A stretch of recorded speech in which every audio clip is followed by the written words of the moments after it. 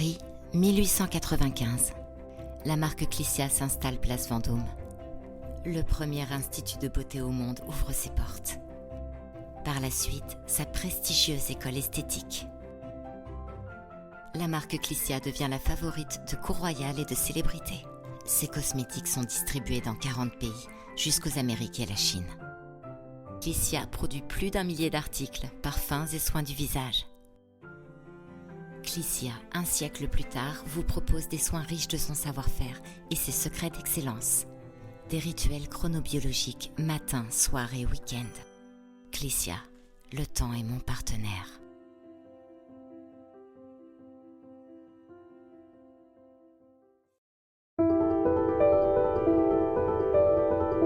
Bienvenue dans la saison 4 du podcast Parlons de votre mental. Dans cet espace inspirant, nous explorons le pouvoir du mental et son influence sur ta réussite, que ce soit dans ton sport, ton travail ou ta vie personnelle. Je suis convaincu que ton mental est la clé pour transformer tes épreuves en tremplin vers le succès. Rejoins-nous pour des interviews captivantes avec des invités inspirants, des masterclass sur la force mentale, la persévérance et la résilience. Apprends comment cultiver ton bien-être et ta santé mentale. Et avant de partir, prends 10 secondes pour soutenir le podcast en laissant 5 étoiles sur Apple Podcast ou Spotify. Souviens-toi, si tu crois en tes rêves, tout devient possible. Alors prépare-toi à une dose quotidienne de motivation en écoutant Parlons de votre mental.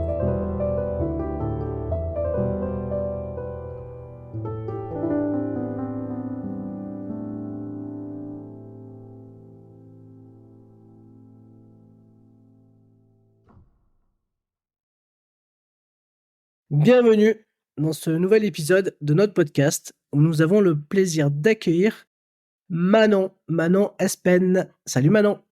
Seb, enchanté à tous. Enchanté.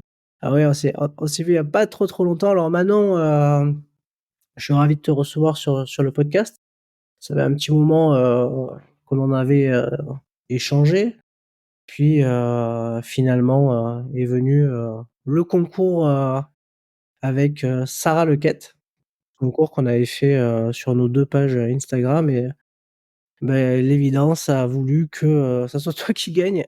Comme quoi, voilà, ça devait se faire. Tu peux pas y échapper. Pas de hasard dans la vie de toute façon. Alors Manon, du coup, t'es attachée de presse indépendante dans l'univers du sport, de la santé, du handicap et aussi de la beauté.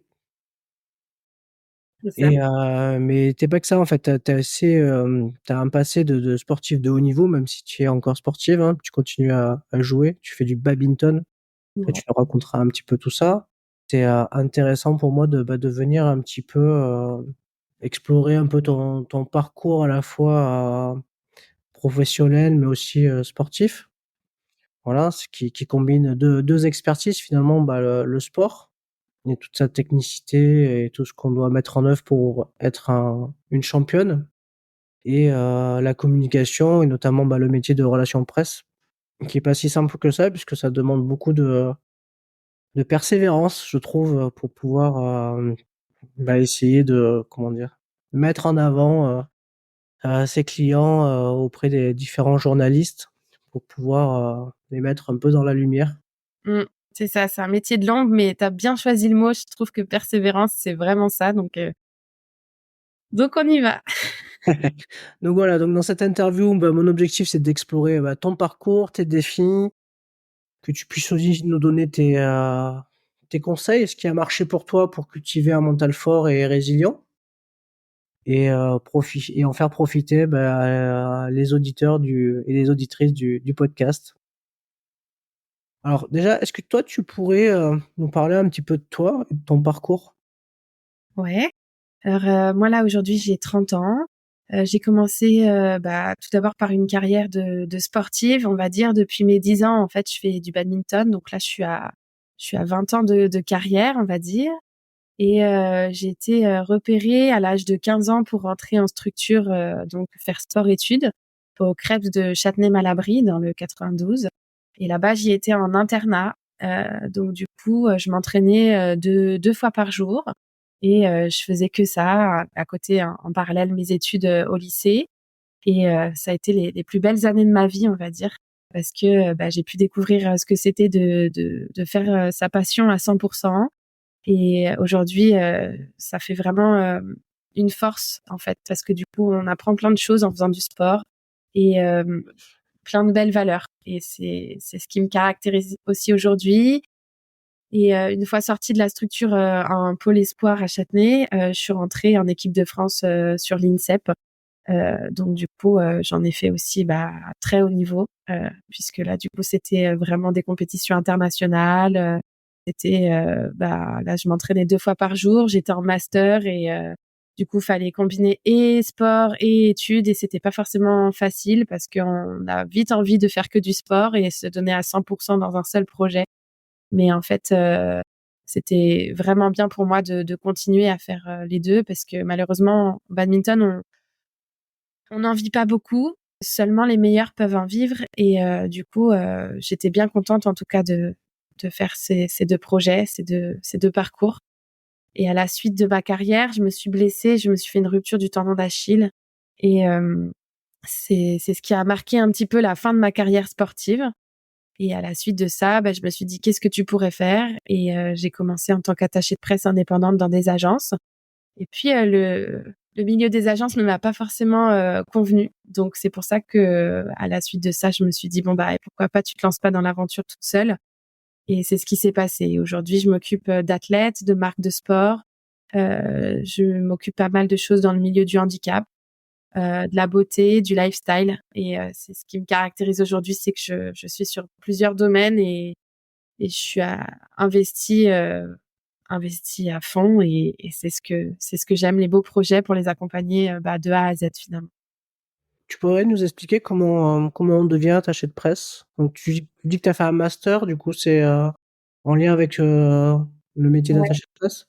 Alors j'ai fait moi un master en marketing des services à l'IAE Gustave Eiffel et en fait ça reste un métier de la communication et du coup l'idée c'est de mettre en relation des marques ou des athlètes, des personnalités en relation avec les médias. Donc moi en fait j'ai un gros panel de journalistes que je connais bien et en fait je leur propose des sujets et du coup c'est comme ça que se crée la relation. Et puis voilà, des belles histoires à mettre en avant, c'est ce qu'ils aiment bien les journalistes. Donc c'est comme ça que se crée le feeling. OK. Et le côté, entrepreneur, ça a pas été, trop difficile de te lancer? Alors si, c'est difficile parce que on se pose toujours des questions, on doute toujours un peu de savoir si c'est fait pour nous, si on va y arriver, si on va réussir à pouvoir se payer. Mais en fait, pour moi, c'était comme une évidence. En fait, j'avais du mal à travailler pour quelqu'un et je veux travailler avec les personnes plutôt que pour les personnes. Donc du coup, c'est finalement pour moi, c'était quelque chose que j'avais en moi et puis aujourd'hui, je suis très très très contente de ce parcours et de pouvoir dire que je suis à la tête de ma propre entreprise. Bah, oui, c'est chouette, c'est chouette. Ouais. Alors comme tu le sais, le podcast, il commence toujours par, avant de parler de mental, on parle toujours, on fait toujours un petit portrait chinois. Là, je t'ai réservé, 6 questions. On est parti. Donc, si tu étais une saison, Mmh. laquelle serais-tu et pourquoi? Alors moi, je pense que je serais le printemps parce que c'est là où on sort de l'hiver, de notre hibernation et que tout commence à être à éclore, on va dire. Et donc moi, je pense que j'aurais choisi le printemps parce que c'est une des saisons que je préfère le plus. Les fleurs qui s'éveillent, tout le monde commence à être un peu plus souriant aussi parce que c'est l'arrivée du soleil. Et voilà, c'est un peu comme ça que ça Il me faut définit. il faut rappeler que tu vis à Paris, hein, Oui. c'est vrai que les gens, ils sont grise mine là, on n'a pas beaucoup de Mmh. soleil. Ouais. Mais il y en a qui sourient quand même, heureusement. Heureusement, heureusement. On peut pas tout mettre la faute sur, madame Hidalgo. Non. Heureusement que non. Voilà. Alors, Si tu devais être une couleur, une teinte qui te représente le mieux, bah, quelle teinte serais-tu et quel sentiment elle évoque pour toi? Moi, je pense que j'aurais choisi le rose fuchsia. C'est ma couleur préférée, parce qu'en fait, c'est une couleur chaude. C'est une couleur qui a du peps et voilà, moi c'est ce sur quoi je tends toujours sur les vêtements, le maquillage, n'importe quoi. C'est vrai que le rose fuchsia me correspond bien. Si tu étais un livre, Ouais. quel serait Tu le titre de ton histoire? Attention! Ah ouais. Quel serait le titre de ton histoire et quel message voudrais-tu transmettre au lecteur? Le titre de mon histoire, quelque chose comme, Sport et vie. Je pense que ce serait ça qui serait chouette ou positif, voilà, quelque chose de positif en tout cas. Parce que je pense qu'aujourd'hui, on tout ce qui est positif nous rapporte du positif et je pense qu'il faut penser vraiment positif et dans l'instant présent, en tout cas, vivre les moments pleinement, en pleine conscience et c'est plutôt ce vers quoi j'essaye de tendre en ce moment et c'est ma philosophie du moment. Elle est un petit peu plus dure. Mmh. Imagine que tu sois un élément architectural. Ouais.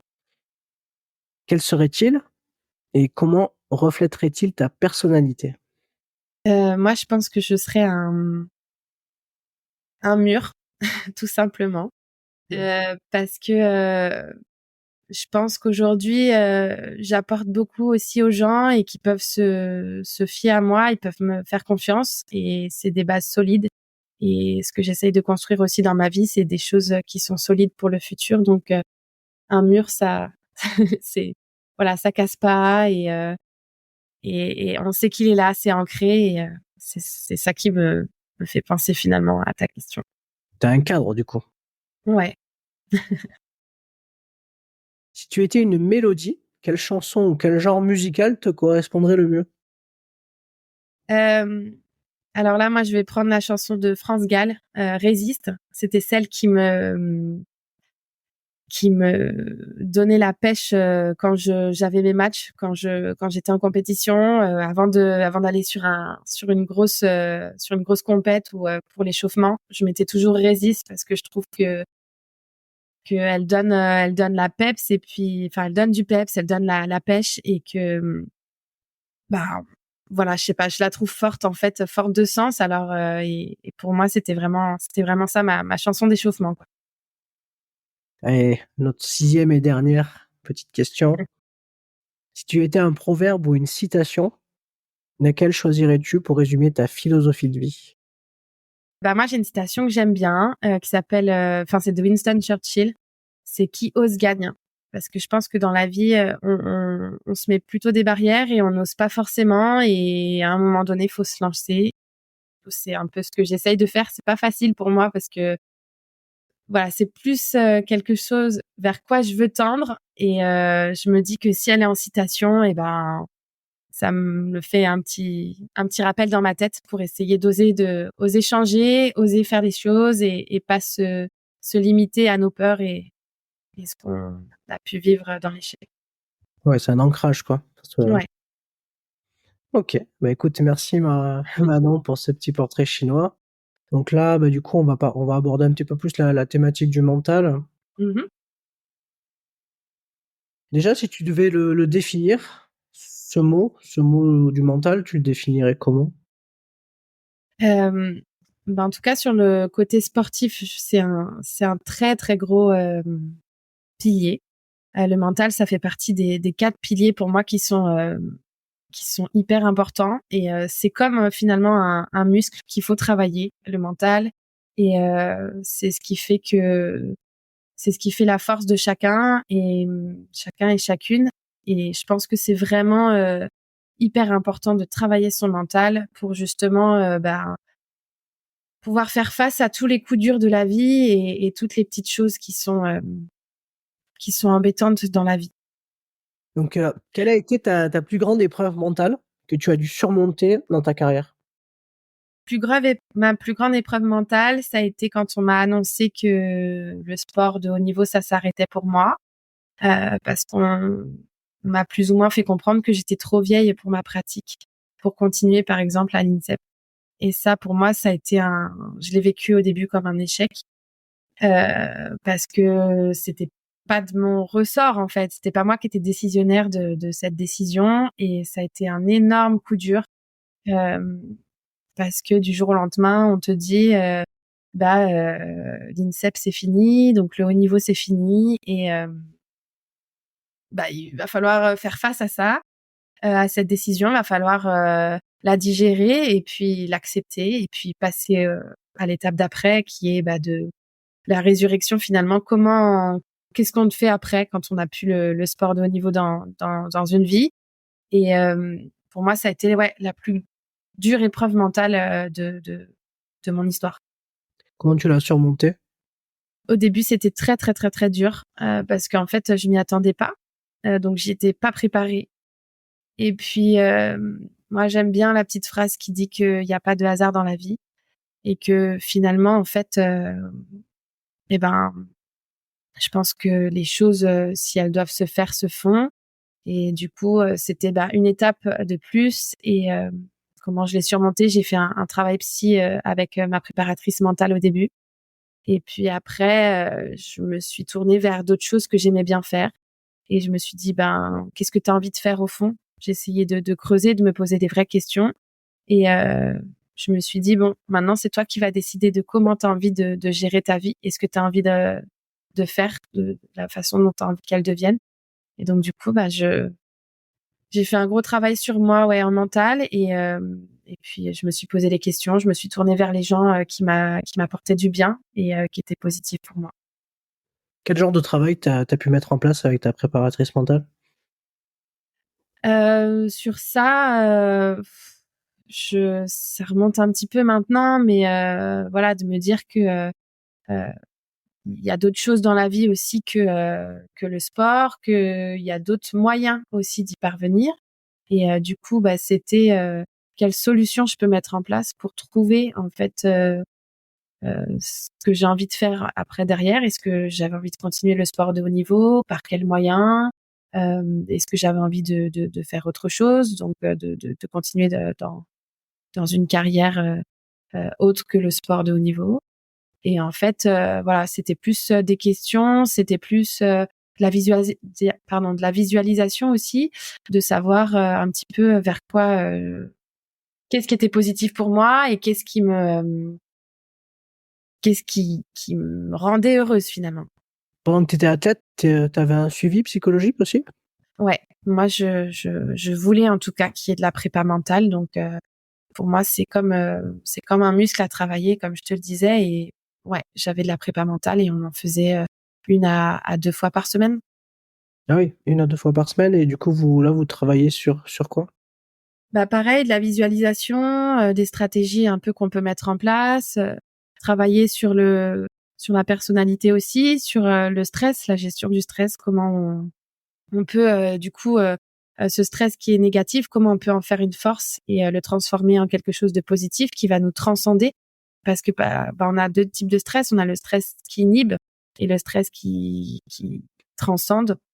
Et donc du coup, on travaillait sur celui qui nous fait devenir plus fort en fait, et qui nous fait aller au-delà du regard des autres, qui nous fait nous sentir bien, on travaillait pas mal sur cette bulle en fait sur cette bulle positive du match.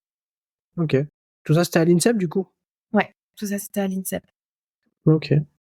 Alors aujourd'hui, en tant qu'attaché de presse, Ouais. comment tu gères la pression et le stress liés aux délais et aux attentes de tes clients? Je fais alors pas mal déjà de base, on planifie vraiment les attentes des clients, donc on définit très très en profondeur les attentes des clients pour qu'on soit sur la même longueur d'onde. Et puis après, on établit un rétro-planning, souvent assez simple, que justement on puisse tenir les délais. On cible des objectifs à court, moyen et long terme. Et ensuite, je mets en place une stratégie pour justement atteindre ces objectifs. Et si on n'arrive pas à les atteindre, je cherche à savoir pourquoi les médias veulent pas en parler, pourquoi pourquoi ça ne passe pas dans certains sujets. Et donc du coup, je suis transparente sur ça avec mes clients, et je pense que c'est ce qui fait la qualité du travail aussi. Il y a quand même une différence parce que dans le sport, te donne une obligation de moyens, mais avec une visée de résultat quand même très haute.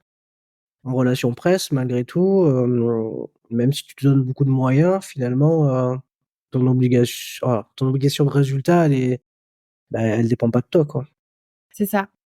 C'est que c'est difficile, mais en tout cas, je fais ce qui me semble être juste. Donc, c'est-à-dire que si, par exemple, j'ai pas de résultat, je vais essayer de vraiment savoir pourquoi, et trouver d'autres angles, peut-être. Tu vois, il y a toujours, en fait, je ne baisse jamais les bras, et il y a toujours d'autres angles à trouver, des choses qui vont un peu plus parler, des messages qui vont être un peu plus punchy, ou qui vont plus attirer l'attention. Finalement, pour l'instant, on va dire que j'ai jamais eu je touche du bois, hein, mais j'ai jamais eu de mauvaise expérience là-dedans. J'ai toujours réussi à satisfaire mes clients, et donc c'est une fierté quelque part aussi. Bah, ouais, ouais. Après, je pense que dans ce métier-là, il faut être très persévérant Mmh. et très tenace. Ouais, obstiné. Moi, j'aime bien le mot obstiné. Obstiné. C'est vrai que c'est quelque chose qui me caractérise aussi, parce que toujours on me dit: «Ah mais tu es têtu, toi, tu es têtu, tu lâches rien», et ouais, et même sur les matchs, ça se ressent. Et je pense qu'en fait, le sport, c'est aussi vraiment le reflet de notre personnalité, et je trouve que ça, c'est un atout finalement d'être têtu et d'être tenace. Alors, quels sont tes rituels ou les techniques que tu utilises pour maintenir une attitude mentale positive et résiliente au quotidien? Alors, comment tu faisais dans le sport et comment tu fais, dans ta vie professionnelle aujourd'hui? Alors, dans le sport, j'abordais une stratégie gagnante-gagnante. C'est-à-dire que, je me plaçais en situation de positive. C'est-à-dire que je me dénigrais pas, et je disais que j'allais faire le meilleur match. Je visualisais en tout cas le meilleur match, les meilleurs coups, presque la perfection. Et pareil, du côté de mon adversaire. C'est-à-dire que je la dénigrais pas, je disais pas: «Oh elle est moins forte que moi», même si elle a un moins bon classement, parce qu'en fait, c'est ça qui peut te jouer en fait qui te joue en fait en ta défaveur, hein. Souvent quand on dénigre un peu l'adversaire, ou qu'on le sous-estime, c'est là où ça peut être, finalement, l'enjeu peut se faire, et du coup le match peut basculer. Et donc du coup moi j'étais toujours en situation de gagnante-gagnante. J'essayais de visualiser les coups parfaits. Juste avant de faire un match, je me mettais dans ma bulle, isolée un peu de tout le monde. Je fermais les yeux, et là je visualisais tous les coups parfaits, et je les faisais tous sans raquette, sans rien, mais voilà, je visualisais bien ça, les coups parfaits. Et c'est ce qui m'a aidé dans ma carrière. Et là, aujourd'hui, je pense que c'est plutôt dans ma carrière pro, on va dire, c'est plutôt une très bonne organisation. Mieux tu gères ton planning et ton temps, et que tu accordes un timing que tu respectes. Et je trouve que c'est ça qui aujourd'hui est positif, et rapporte les choses au mieux. Alors comment tu abordes ta fixation d'objectifs personnels et professionnels? J'essaye d'en fixer déjà à court terme, et puis après j'essaye de me poser la question: qu'est-ce que je veux faire dans 5 ans, dans 10 ans? C'est pas forcément un exercice facile, parce qu'on est souvent rattrapé par le quotidien et par les choses du quotidien. Donc c'est pas forcément hyper facile, mais en fait ça vient à moi tout seul, et pour l'instant j'ai pas de voilà. Dans 10 ans je sais pas ce que je ferai, mais en tout cas je vois que je prends un parti pris sur le sport, par exemple, là, en ce moment, qui me plaît beaucoup, puisque cet été je vais travailler sur le relais de la flamme olympique, et je me dis que toujours ce côté du hasard, que finalement les choses se font plutôt bien dans la vie. Et voilà, c'était mon rêve de participer aux JO. Alors je le réalise un petit peu, pas sur le côté sportif, mais tu vois, finalement avec le boulot je vais le réaliser, et ça c'est quelque chose qui est magique. Ouais, et puis c'est une belle aventure. exactement. Le relais de la flamme olympique, c'est pas rien, quoi. Et non, et puis ce sera qu'une fois certainement dans ma vie, surtout à Paris, donc Mm. j'en profite à fond et je saisis cette opportunité unique. Ouais, c'est clair. Est-ce que tu as des conseils à nous donner? Alors, tu peux nous donner juste les tiens, hein, comment toi tu t'y prends, pour rester concentré et motivé. Euh, alors moi, ce que je faisais, c'était souvent que j'avais des exercices de respiration. Je faisais le carré, c'est-à-dire que tu inspires pendant 4 secondes, tu bloques ta respiration pendant 4 secondes, tu expires 4 secondes et tu bloques ta respiration 4 secondes. Et ça, tu fais ça une dizaine de fois. Et en fait, c'est vrai que ça te met un coup de fouet et ça te permet d'être plus concentré et de penser vraiment à l'instant présent, ce que tu vas faire, et pas à toutes ces petites pensées qui sont parasites. Et ça m'aide beaucoup pour gérer le stress, pour gérer des situations qui sont parfois difficiles. Et dans le sport, ça m'a aidé. Et là, aujourd'hui, au quotidien, quand il y a plein de pensées qui essayent tu sais plus trop où donner de la tête, prioriser, etc. Tu te poses un peu, tu te recadres et puis tu listes les choses étape par étape euh, et tu les actionnes étape par étape. Voilà. Alors, on sait que la perception des autres peut avoir un impact significatif sur notre bien-être mental. Comment toi tu gères les opinions et les jugements extérieurs?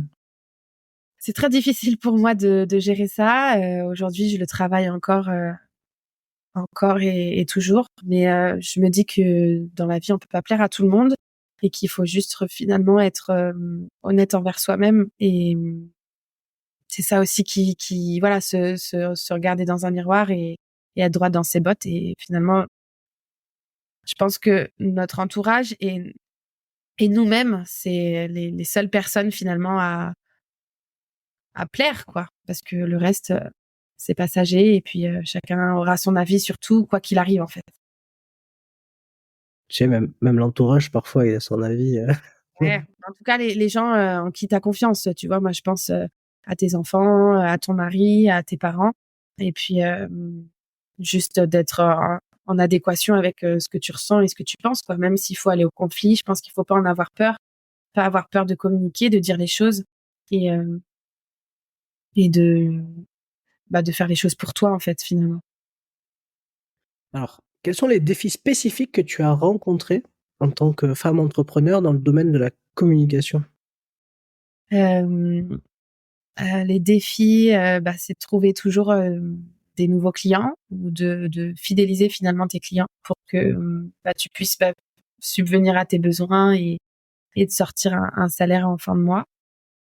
Donc ça, c'est vraiment pour moi le plus gros stress, on va dire, dans mon métier, c'est que les contrats à un moment donné s'arrêtent et une fois que les contrats s'arrêtent, il faut pouvoir repartir sur de nouveaux contrats. Et c'est ça qui est le plus difficile à gérer. Et aujourd'hui, finalement, ça s'est à chaque fois pour moi assez bien emboîté. Donc dès que je perdais un nouveau client, j'en avais un autre qui signait. Et finalement, j'ai pas encore eu trop à lutter contre ça. Euh, et alors je sais pas trop à quoi c'est dû, hein, mais je pense qu'il y a aussi beaucoup de bouche à oreille. Et si on fait un travail de qualité, je pense que forcément, tu auras des retours aussi là-dessus, quoi. Comment ça fonctionne? Un client, il s'engage sur une période?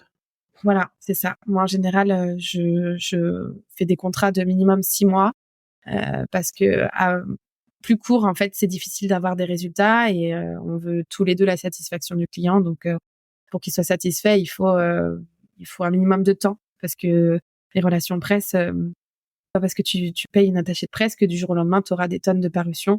Donc, ça se travaille. C'est des éléments qui se travaillent. Et finalement, c'est une relation aussi de confiance qui s'instaure et que ce soit avec le client ou avec les journalistes. Et voilà, ça prend du temps. C'est comme tout, c'est que ça prend un peu de temps. Et voilà, en tout cas à la fin des 6 mois, c'est sûr qu'il y aura des résultats, mais faut pas être trop pressé non plus, quoi. Quelqu'un qui voudrait s'attacher les services d'une attachée de presse, il faudrait qu'il a un budget de combien? Combien ça coûte les services d'une attachée de presse? Une fourchette, hein, dire les... Ouais, une fourchette, c'est autour de 2 000 € mensuels. Parce que du coup, c'est un vrai travail aussi d'accompagnement. Moi, j'aime bien privilégier la qualité plutôt que la quantité. Aujourd'hui, j'ai peu de clients, mais je les accompagne tous au quotidien. Je les ai quasiment quotidiennement au téléphone ou par texto, par message, pour justement essayer d'échanger, de créer cette relation en fait où je vais être le porte-parole finalement de la marque ou de la personne et euh, et voilà, on échange sur ah bah t'as vu ça, j'aimerais bien passer éventuellement dans ce média-là. Qu'est-ce que tu penses de ce discours que je pourrais adopter? Est-ce que tu penses que ce serait chouette d'aller là-dessus? Enfin voilà, c'est vraiment un accompagnement au final très personnalisé et on est ensemble, quoi. On fait partie de la même équipe et donc du coup, faut que la relation de confiance s'installe et ça prend un peu de temps, quoi, en fait. Bah oui, forcément. Ouais, du coup, il faut compter 6 mois, quoi, pour avoir des résultats. Voilà, Oui, parce qu'après, les parutions, de toute façon, généralement, elles sont à 2-3 mois, le temps d'écrire les articles. exactement. Mm. Au bout de 2-3 mois, puis il faut savoir par exemple que sur du papier, tous les magazines papier, ils ont un délai de 2 à 3 mois avant de partir en impression. Donc si aujourd'hui, par exemple, on est le 2 avril, si aujourd'hui je commence à parler d'une marque, l'article va paraître peut-être en juin ou en juillet, quoi. Donc il faut avoir ce délai aussi euh, parce que Ouais. les plannings rédactionnels sont bookés aussi assez tôt. Ouais, bon après ça, tout le monde ne le sait pas en fait. Donc du coup, Non, c'est ça. Il y a aussi tout un travail d'éducation finalement des clients parce que c'est pas magique, quoi. C'est pas comme de la publicité où là on signe quelque chose, on a une date précise. En relation presse, ça se travaille et tout dépend aussi des actualités du moment dans le monde finalement. aussi. Bah, du coup, comment, je sais pas pourquoi c'est cette question qui me vient là en plus. Pendant la période du Covid, il y a beaucoup de choses qui se sont arrêtées. Donc du coup, est-ce que ta profession, elle a souffert de cette période? Eh ben non, la profession, en tout cas moi ça, j'ai pas du tout souffert pendant le Covid justement. En fait, comme il fallait absolument se démarquer sur les plateformes digitales. En fait, de mon côté, ça m'a pas du tout impacté et même au contraire, j'ai eu beaucoup, beaucoup, beaucoup, beaucoup de boulot sur cette période du confinement parce qu'il fallait être vu dans les médias digitaux et à la télé, etc. Et du coup, ça m'a pas impacté. Ok. Est-ce que tu pourrais partager avec nous une expérience où la gestion de tes émotions, elle a joué un rôle crucial dans un de tes succès professionnels? Ah, c'est dur à dire, mais oui, j'ai eu des mauvaises rencontres, on va dire. Je pense que j'ai fait des mauvaises rencontres et je me suis fiée à des personnes qui n'étaient pas forcément saines pour moi et ça m'a fait beaucoup de mal. Mais aujourd'hui, je pense que l'échec nous construit aussi. Et donc du coup, j'ai dû en fait un petit peu changer de fusil d'épaule. J'ai dû faire face justement à ces émotions qui étaient négatives. Et là, toujours en essayant d'aller chercher le côté positif. Et finalement, qu'est-ce que j'ai envie de devenir? Comment j'ai envie de faire les choses? D'essayer de repenser et de se poser des questions qui parfois peuvent être douloureuses. Et ça a été de ça a été de la gestion des émotions, mais finalement qui m'ont reconstruit de façon vachement plus positive. Alors je sais que tu as une vie familiale et tu es maman, enfin depuis très longtemps. Ouais. Comment tu fais pour maintenir un équilibre entre ta vie professionnelle et personnelle pour préserver du coup ta santé mentale et puis t'occuper des tiens? Alors c'est pas tous les jours facile, mais aujourd'hui, moi, mes clients, ils savent tous que j'ai un petit bébé qui a 15 mois, donc ils sont tous au courant de ça et en fait, ça se passe plutôt bien. Même si parfois, de temps en temps, le week-end, je peux avoir des coups de fil de journalistes ou quoi. Tout le monde est assez au courant et assez, on va dire, heu, conciliant là-dessus et savent que derrière, en fait, il y a une vie pro et perso. J'essaye de me mettre des horaires. Ça, c'est hyper important quand on travaille, de chez soi et de façon indépendante. C'est que, d'essayer de se mettre off, à partir d'une certaine heure le soir et moi, tu vois, chez moi, j'ai un espace dédié, qui est le bureau et quand je sors du bureau, c'est comme si, j'étais plus au bureau, en fait. Donc du coup, j'essaye vraiment de séparer et de me dire qu'il y a un temps pour tout, quoi. Et ouais, parce que souvent, on parle un petit peu aussi de la charge mentale que Mmh. peuvent avoir du coup, les femmes entrepreneurs, qui Ouais. doivent concilier, l'entrepreneuriat, la vie de famille, les enfants. Du coup, c'est quelque chose que tu t'en rends compte, toi, qui es une jeune maman? Ouais, je m'en rends compte, c'était très dur, au début et puis en fait, j'ai juste exprimé aussi à mon entourage, ce dont j'avais besoin. J'ai pas hésité à demander de l'aide et aujourd'hui dans le boulot, tu vois, par exemple, je tends à travailler, en binôme et être transparente aussi, par exemple, avec les clients, que je travaille pas toute seule parce que je veux le meilleur pour eux et que si j'estime que c'est le meilleur pour eux, ils seront forcément d'accord aussi là-dessus. Et donc du coup, même si tu as une rentrée d'argent qui est plus faible, aujourd'hui, je préfère, tu vois, mutualiser le boulot, plutôt que le faire toute seule et me retrouver sous l'eau. En fait, j'apprends à dire non aussi. C'est pas forcément, quelque chose de facile pour moi, mais savoir dire non aussi, parfois ça fait du bien et ça nous ouvre d'autres portes. Ouais, c'est sûr que dire oui à tout, c'est compliqué. C'est C'est ça. compliqué. Mais bon, c'est vrai, il faut être aligné avec ses choix, c'est toujours Mmh. mieux. Être aligné aussi avec ce qu'on peut faire ou ce qu'on peut pas faire, enfin, c'est Ouais. important, quoi. Se dire: «Bah, ça non, je peux pas le faire, c'est pas de ma compétence», ou parfois il y a des gens qui disent qu'ils font, mais au final ils font pas, quoi. Ouais. Non, j'essaye de mettre des deadlines et tu vois, j'inscris tout dans mon agenda et à la fin de la journée, moi, je veux que mon agenda, il y ait tout qui soit validé. Alors, quel livre, podcast ou autre ressource t'ont inspiré, aidé à développer ton mental pendant ta carrière sportive et encore maintenant? Dans ma carrière sportive, il y avait, un livre que j'aimais beaucoup qui s'appelait, Champion dans la tête, avec une carte du mental où on voyait toutes les zones du mental et ça pour moi, on le bossait beaucoup en prépa mentale, hem, qu'en fait, c'est comme un iceberg en fait, il y a plein d'étapes à franchir et que souvent il y a beaucoup de choses qu'on voit pas, mais c'est un travail de fond finalement et ça c'est pour moi, c'était le livre le plus marquant, on va dire, dans ma carrière de Ouais, sportive. un super livre écrit par François Ducasse et Makis Chamanidis, Exactement. avec qui j'ai eu la chance de travailler, quand j'étais entraîneur, de tennis. Un livre, qui est super chouette, très facile d'accès et assez, différent des autres puisque finalement Ouais. il y a une carte et la carte du mental elle est représentée par des montagnes, par c'est assez Des rigolo, ouais. rivières, par des ouais, Ouais, c'est ça, ça me fait penser un peu à la carte du Seigneur des Anneaux dans le ouais, exactement, exactement. avec Frodon et la quête, un peu la même chose.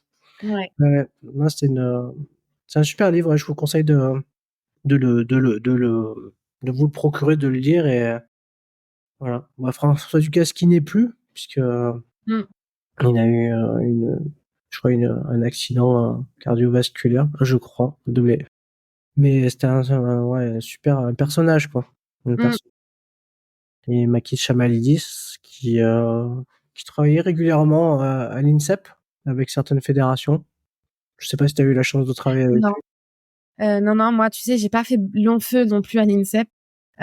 J'ai été de passage, même si j'habitais à côté et je me suis plutôt, on va dire, entraînée aussi par moi-même beaucoup. Mais non, j'ai pas eu la chance de rencontrer. Quelle est la leçon la plus précieuse que tu as apprise sur la force mentale et la résilience au fil des années?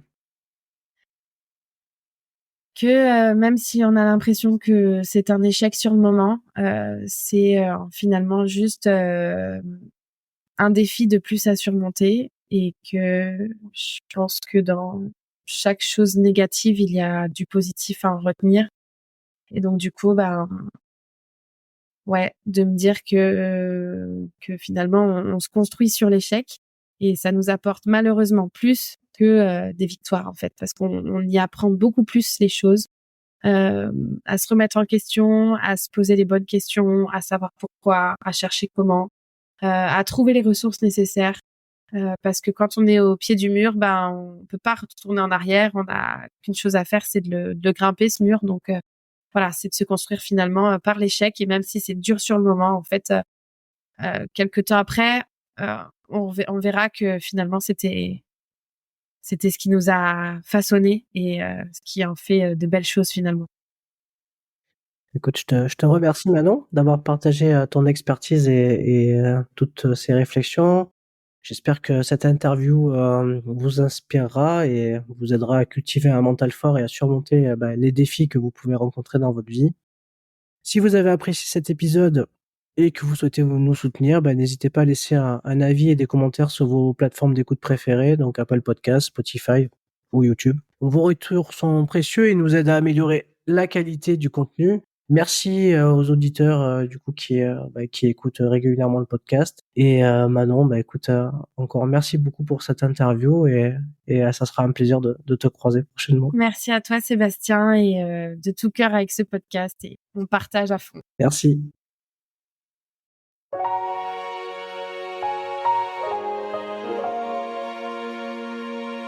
Nous arrivons au terme de cet épisode captivant.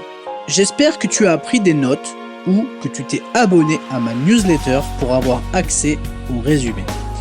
N'oublie pas de me suivre sur les réseaux sociaux tels que LinkedIn, Instagram et YouTube pour du contenu supplémentaire. Et devine quoi ? Tu peux me contacter directement sur mes réseaux sociaux pour bénéficier d'une séance gratuite où nous pourrons discuter de tes questionnements sur ta préparation mentale. Clique simplement sur les liens mentionnés dans la description de l'épisode. À très bientôt et souviens-toi, si on croit en ses rêves, tout devient possible.